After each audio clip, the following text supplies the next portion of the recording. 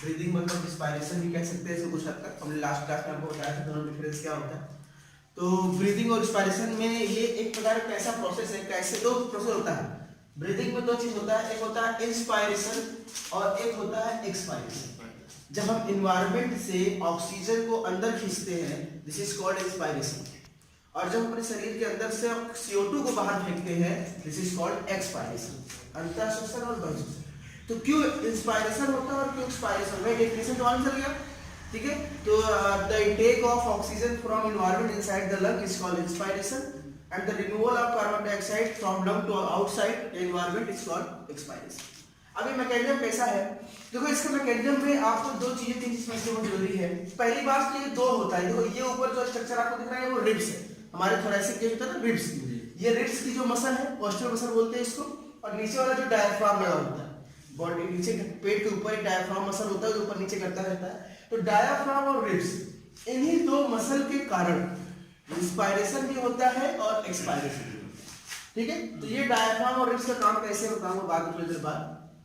अभी आप जानो कि जो ये मैकेनिज्म ऑफ ब्रीदिंग है, ये ना तो बायोलॉजिकल प्रोसेस है, ना ये फिजिकल प्रोसेस है, ना ये केमिकल प्रोसेस है, क्योंकि इसके होने में ना कोई बायोलॉजी काम कर रही है, ना यहाँ पे कोई फिजिक्स काम कर रही है, ना कोई केमिकल। ये एक मैकेनिकल प्रोसेस है। कैसा है, मैकेनिकल प्रोसेस है जो काम करता है इस फार्मूले पे, P is inversely proportional to V, यानी pressure is inversely proportional to V। मतलब प्रेशर जो है, दाब जो है वो आयतन के विपरीतानुपाती है, यानी दाब बढ़ेगा तो आयतन घटेगा और आयतन बढ़ेगा तो दाब घटेगा। आयतन कम दाब ज्यादा, आयतन ज्यादा दाब कम, ये एक दूसरे का अपोजिट है। ये बढ़ेगा तो ये घटेगा, ये घटेगा तो ये बढ़ेगा। और एक चीज और पता है कि हवा हमेशा हाई प्रेशर से लो प्रेशर की हो जाता है, ये पता है, उच्च वायु दाब से निम्न वायु दाब। अरे जहां पे एक कमरे में हवा ज्यादा भर दो और एक कमरे में हवा कम भर दो, हवा हमेशा हाई से लो की हो सकता है। तो ये दो प्रोसेस मैकेनिकल प्रोसेस है। पहला प्रोसेस ये है कि pressure is inversely proportional to volume, यानी हमारा जो दाब है वो आयतन के विपरीतानुपाती है। और दूसरा प्रोसेस है कि हमेशा हवा हाई प्रेशर से लो प्रेशर की ओर जाती है। ये दो मैकेनिकल प्रोसेस में हमारा पूरा का पूरा इंस्पायरेशन काम करता है। अब समझते हैं होता क्या है।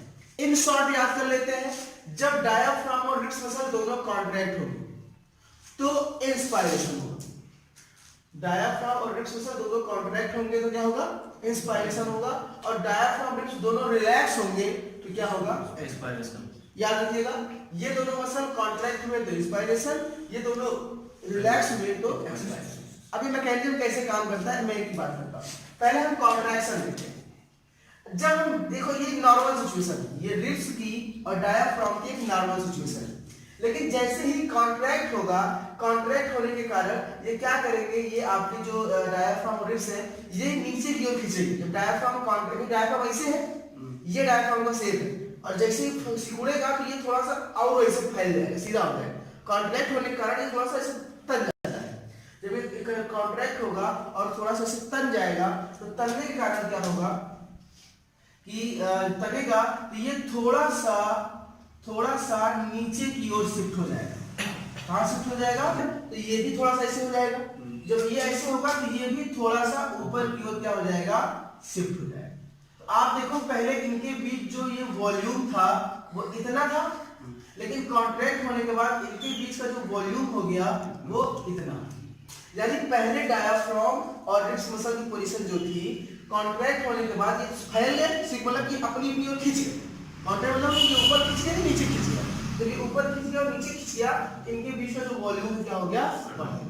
और जैसे ही वॉल्यूम बढ़ेगा, हमें पता है कि जैसे ही वॉल्यूम बढ़ेगा अंदर का प्रेशर क्या होगा, कम हो जाएगा।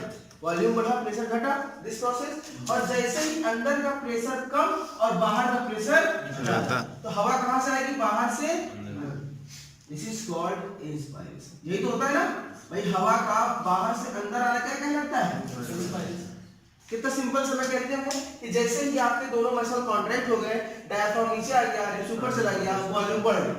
जब चेस्ट कैविटी के अंदर यानी हमारे थोरैसिक कैविटी के अंदर वॉल्यूम बढ़ गया तो एयर प्रेशर क्या हो गया, बढ़ गया।